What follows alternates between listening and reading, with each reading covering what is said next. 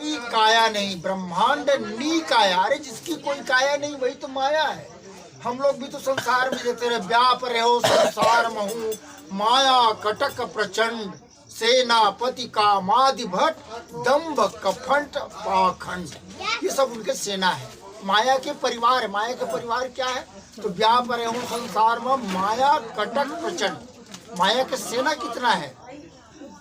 सेनापति कामादि भट्ट, माया कटक प्रचंड। तो इस प्रकार माया के इतने बलवती है, इतना प्रभाव है, सारे संसार में व्याप्त है, लेकिन उसकी कोई काया नहीं है। उसी को भगवान राम कहते हैं कि माया गुण गो और पार। तो ऐसे जो बलवती माया है वो भी मेरे को छू नहीं सकती। उसका प्रभाव जब तक के मैं जहाँ रहूंगा उनका प्रभाव से बिल्कुल निर्लिप्त रहेंगे, बिल्कुल अलग रहेंगे, उसका असर नहीं करेगा। गुण त्रिगुणात्मक सृष्टि कहा गया है। जो सृष्टि हम लोग जो देख रहे हैं ना ब्रह्मा जी का, इसको त्रिगुणात्मक सृष्टि कहा गया है। सतोगुण, रजोगुण और तमोगुण, ये तीनों गुण के मेल से जो बना हुआ जो सृष्टि है, इसको त्रिगुणात्मक सृष्टि कहा गया। तीनों गुणों से मेल सर के बना हुआ है। लेकिन इस सृष्टि में क्या हो रहा है, क्या घटना घट रहा है, इसके जानने के लिए भी तीनों गुण के ऊपर में एक और गुण है। वो जो गुण जिसके अंतःकरण में होता है वो त्रिगुणात्मक इस जो सृष्टि के सारे घटनाक्रम को देखता है।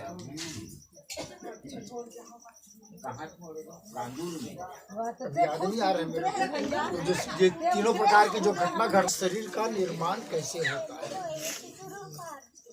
दूसरे पंच कर्मेंद्री, 5 ज्ञानेंद्री हमारे शरीर में ही है।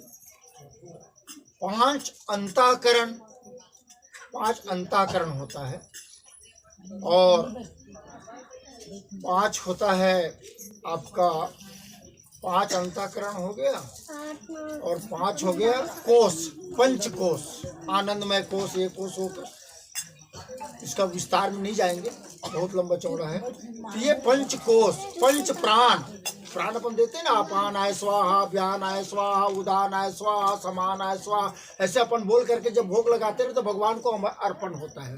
पंच प्राण, पंच कोष, 5 इंद्री, 5 कर्म इंद्री, 5 ज्ञान इंद्री, और 4 होता है अंतःकरण।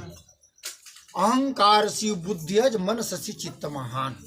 मन, बुद्धि, चित्त और अहंकार, ये 4 अहंकार ऐसा मिला करके, ये 24 चीजों को मिला करके सांख्य शास्त्र में कपिल मुनि ने इसका कथा बताया और इस शरीर के संरचना के बारे में वर्णन किया।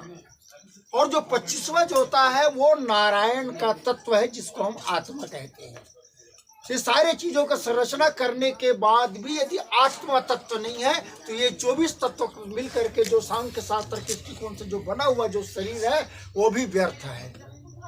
और आप लोग जाने होंगे, कथा भी कहीं पर सुने भी होंगे कि महाराज सगर के जो एक पुत्र हुआ था, उसको दूसरी रानी ने जहर दे करके मार डाली थी, उसको विष दे दिया था। तो जो बच्चा हुआ ना, वो बच्चा जो हुआ वो बिल्कुल मरा हुआ निकला।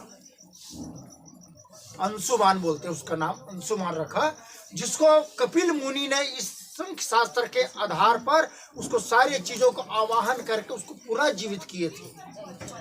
उसका नाम सुधांशु है, अंशुमान, अंशुमान नाम है। उसको कपिल मुनि ने इसी सांख्य शास्त्र योग के कारण उसको जीवित किए थे।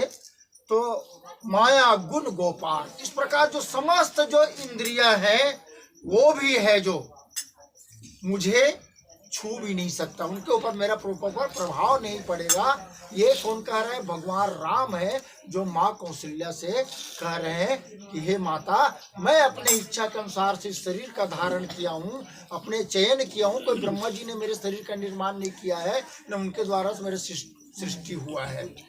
इस प्रकार भगवान राम है जो माँ कौशल्या से कह रहे हैं।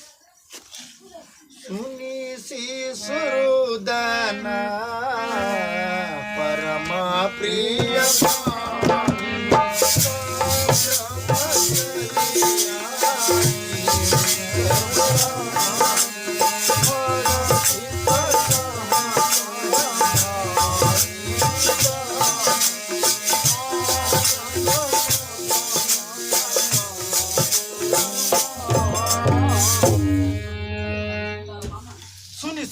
शिशुरुदन परम प्रिय वाणी।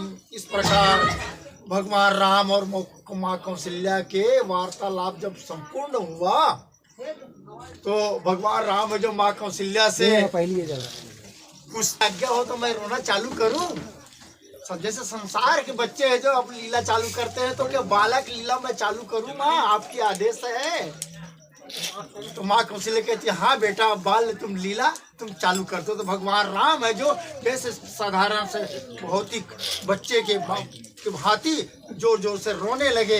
अब जब रोने लगे तो आवाज पूरा महाराज दशरथ के महल भर गूंजने लगा।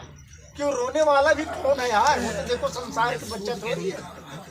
सारे संसार को अपने माया के चक्र में फंसा कर जो रुलाने वाला ऐसे परमात्मा है जो आज छोटे से बालक बन के महाराज दशरथ के माँ कौशल्या के महल में ऐसे सुंदर रो रहे हैं। सुनी शिशुरुदन परम प्रिय वाणी। देखिए यहाँ पर कैसे है, हमारे घर में लिखा होते तो का की थन लेकल चुप करावो, अबड़ बेर हो गए, कंझट हो गए, जल्दी बंद करावो ला, दूध पिया, भूख लगे तो दूध पिया देखी। हमारा खराब लगते लिखा करो, अच्छा नहीं लगे है नहीं। लेकिन यहाँ पर भगवान राम का रोना है, वो कह रहा परम प्रिय वाणी। हाँ, सुनी शिशुरुदन परम प्रिय वाणी। देख बहुत प्रिय लगने वाला वाणी भगवान राम का। हंसना और खेलना तो आनंद का देने वाला ही है, भगवान राम का रोना भी है सबको प्रिय लगने लगा, सबको आनंद देने लगा, सबके मन प्रसन्न करने लगा। सुनि शिशुरुदन परम प्रिय वाणी, सब भ्रम चली आई सब रानी। सब रानी सोचे वहां तो बिल्कुल क्रोधी का आवाज के लिए तरस गए थे महाराज दशरथ है जो। चौथे पन पायो सुतचारी